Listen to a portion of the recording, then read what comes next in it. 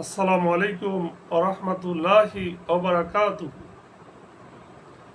এই পর্বে আমাদের আলোচনা সূরা সাবা। এটি কুরআনুল কারীমের 34তম সূরা, প্রথম রুকুর দ্বিতীয় পর্ব। আলহামদুলিল্লাহ, সালাতু ওয়াসসালামু আলা রাসূলিল্লাহ ওয়া আলা আলিহি ওয়া সাহবিহি আজমাইন, আম্মা বাদ। আউযু বিল্লাহি মিনাশ শাইতানির রাজিম।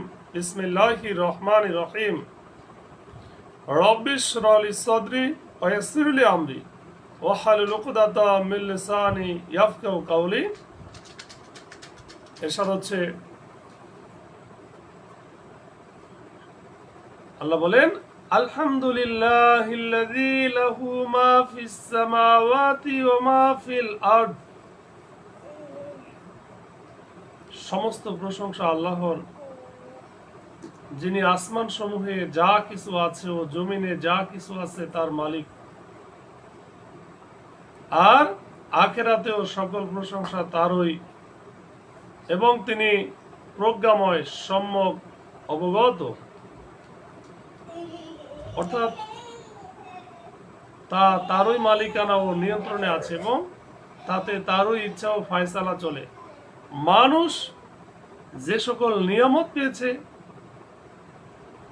তার সবকিছু তারই সৃষ্টি এবং তারই অনুগ্রহ, যার ফলে আকাশ ও পৃথিবীর সকল বস্তুর প্রশংসা প্রকৃতপক্ষে আল্লাহরই ওই নিয়ামতের উপর প্রশংসা যা তিনি তার সৃষ্টিকে প্রদান করেছেন। দ্বিতীয় বিষয় হচ্ছে, এই প্রশংসা কিয়ামতের দিন মুমিন ব্যক্তিগণ করবে।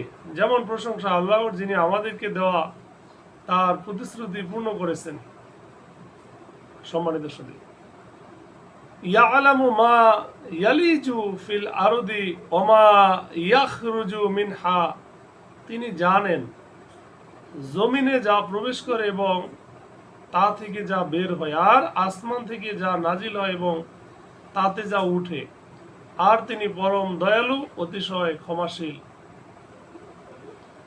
অর্থাৎ যেমন বৃষ্টি, প্রথিত গুপ্তধন এবং খনিজ সম্পদ ইত্যাদি। দ্বিতীয়ত বৃষ্টি, শিলাবৃষ্টি, মেঘ গর্জন, বিদ্যুৎ ও আল্লাহর বরকত, ফেরেশতা এবং আসমানি কিতাব, আসমানের বিষয়টা। তৃতীয়ত ফেরেশতা এবং বান্দাদের আমল সম্পর্কে তিনি জানেন। আল্লাযীনা কাফারু, আর কাফেররা বলে যে কিয়ামত আমাদের কাছে আসবে না। নাউজুবিল্লাহ। আল্লাহ বলে, হে রাসূল, আপনি বলে দিন, অবশ্যই আমার রবের কসম, যিনি গায়েব সম্পর্কে অবগত, এই কিয়ামত তোমাদের কাছে আসবেই। আসমান সমূহ জমিনে অনুপরিমাণ কিংবা তদাপেক্ষা ছোট অথবা বড় কিছুই তার অগোচরে নেই, বরং সবই সুস্পষ্ট কিতাবে রয়েছে, অর্থাৎ লাউহে মাহফুজ নামক কিতাবে। এখানে প্রথম বিষয় হচ্ছে যে উক্ত বাক্যে মহান আল্লাহ তাআলা শপথ করেছেন এবং এটাকে তাকিদের শব্দ ব্যবহার করেছেন এবং তার উপর তাকিদের লাম ব্যবহার করেছেন, অর্থাৎ কিয়ামত আসবেই। আল্লাহ বলেন,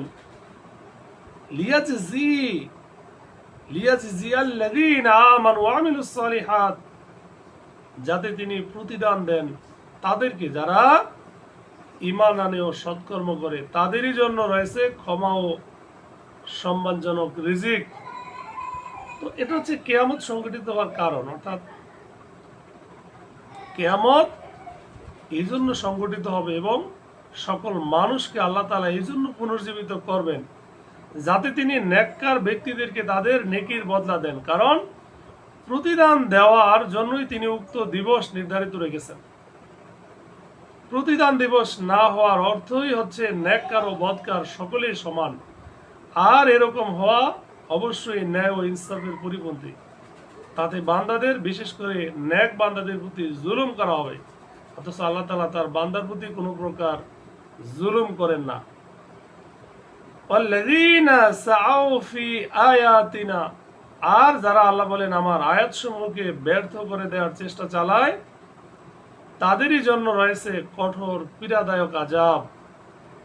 তার মানে হচ্ছে, আমার ওই সকল আয়াতকে বাতিল ও মিথ্যা মনে করে যা আমি আমার পয়গম্বরদের প্রতি অবতীর্ণ করেছি, এই ভেবে যে আমি তাদেরকে পাকড়াও করতে অপারগ, কারণ তাদের বিশ্বাস ছিল যে মৃত্যুর পর যখন আমরা মাটিতে মিশে যাব তখন কিভাবে পুনরায় জীবিত হয়ে কারো সামনে আপন কর্মের জন্য আমাদেরকে জবাবদিহি করতে হবে। তাদের এই মনোভাব, এই কথারই ঘোষণা ছিল যে আল্লাহ তাআলা আমাদেরকে পাকড়াও করতে সক্ষম না, অতএব আমাদের কিয়ামতের আর ভয় কি। ওয়াইয়ারুল্লাযীনা উতুল ইলমা আল্লাযীনা উনজিলা ইলাইকা মির রাব্বিকা হুয়াল হাক্কু। আল্লাহ বলেন, আর যাদেরকে জ্ঞান দেওয়া হয়েছে তারা জানে যে আপনার রবের পক্ষ থেকে আপনার প্রতি যা নাজিল করা হয়েছে তা সত্য এবং তা মহাপ্রক্রমশালী ও প্রশংসিত আল্লাহর পথের দিকে হেদায়াত করে।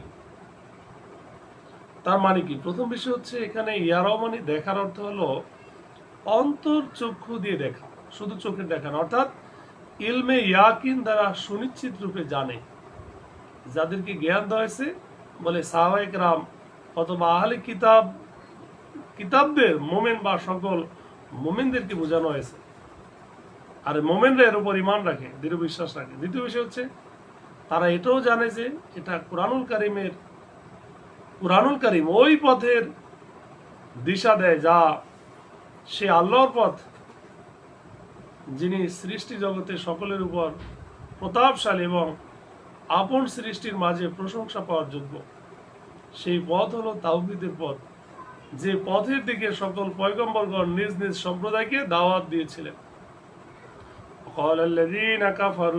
আর কাফেররা বলে, আমরা কি তোমাদেরকে এমন এক ব্যক্তির সন্ধান দেব যে তোমাদেরকে সংবাদ দেয় যে তোমরা যখন পুরোপুরি ছিন্ন ভিন্ন হয়ে যাবে তখন নিশ্চয়ই তোমরা নতুনভাবে সৃজিত হবে। তো এটা মুমিনদের মোকাবেলায় আখিরাত অস্বীকারীদের কথা, যা তারা নিজেদের মাঝে বলা বলি করত। দ্বিতীয় হচ্ছে এখানে উদ্দেশ্য আল্লাহ রসুল, যিনি তাদের নিকট আল্লাহর নবী হয়ে প্রেরিত হয়েছিলেন। তৃতীয়ত অবিশ্বাস্য, আশ্চর্য, অদ্ভুত খবর, বুঝে আসেন এমন খবর। চতুর্থ, যে মৃত্যুর পর যখন তোমরা মাটিতে মিশে ধূলিকণায় পরিণত হয়ে যাবে, তোমাদের দেহের কোনো চিহ্নই থাকবে না, অথচ তোমাদেরকে কবর থেকে পুনরায় জীবিত করা হবে এবং পুনরায় পূর্বের আকার আকৃতি তোমাদেরকে প্রদান করা হবে। এই সকল কথোপকথন তারা আপোষে ঠাট্টা মজা হিসাবে করত। ইফতারা আলাল্লাহিল কাযিবা, সে কি আল্লাহ সম্পর্কে মিথ্যা রচনা করে, না কি তার পাগলামি রয়েছে? কাফেররা বলে, বরং যারা আখিরাতের প্রতি ঈমান রাখে না তারা আযাব ও সুদূর বিভ্রান্তির মধ্যে রয়েছে। প্রথম বিষয় হচ্ছে যে তারা বলতে, এখানে দুইয়ের এক অবশ্যই হবে, হয় সে মিথ্যা বলছে এবং আল্লাহর পক্ষ থেকে ওহী ও রিসালাতের দাবি করে আল্লাহর উপর মিথ্যা আরোপ করছে। এটা কাফেররা বলা বলি করতো। দ্বিতীয় বিষয় হচ্ছে আল্লাহ তাআলা আবার এটার জবাব দিলেন যে আসল ব্যাপার তা না যা তারা ধারণা করে, বরং ঘটনা হচ্ছে যে জ্ঞান করে দেখা ও প্রকৃত বোঝার ক্ষমতা থেকেই এরাই বঞ্চিত, যার ফলস্বরূপ তারা পরকালকে বিশ্বাস করার পরিবর্তে তা অস্বীকার করে, যার পরিণাম হলো পরকালের চিরস্থায়ী শাস্তি, এবং তারা এখন এমন ভ্রষ্টতার শিকার যা সত্য থেকে অনেক দূরে। আল্লাহ বলেন, আফালাম ইয়ারাউ ইলা মা বাইনা আইদিহিম, তারা কি তাদের সামনে ও তাদের পেছনে আসমান ও জমিনে যা আছে তার প্রতি লক্ষ্য করে না? আল্লাহ বলেন, যদি আমি ইচ্ছে করি তাহলে তাদেরকে সহ ভূমি ধসিয়ে দেব, অথবা আসমান থেকে এক খণ্ড আযাব তাদের উপর নিপতিত করব। অবশ্যই এতে রয়েছে আল্লাহমুখী প্রত্যেক বান্দার জন্য নিদর্শন। এখানে আল্লাহ একটা থ্রেট দিয়েছেন। প্রথম বিষয় হচ্ছে যে তা নিয়ে তারা চিন্তা ভাবনা করে না। আল্লাহ তাআলা তাদেরকে ধমক দিয়ে বলেন যে পরকালকে অস্বীকার আকাশ ও পৃথিবীর সকল রহস্য নিয়ে চিন্তা ভাবনা না করার ফল।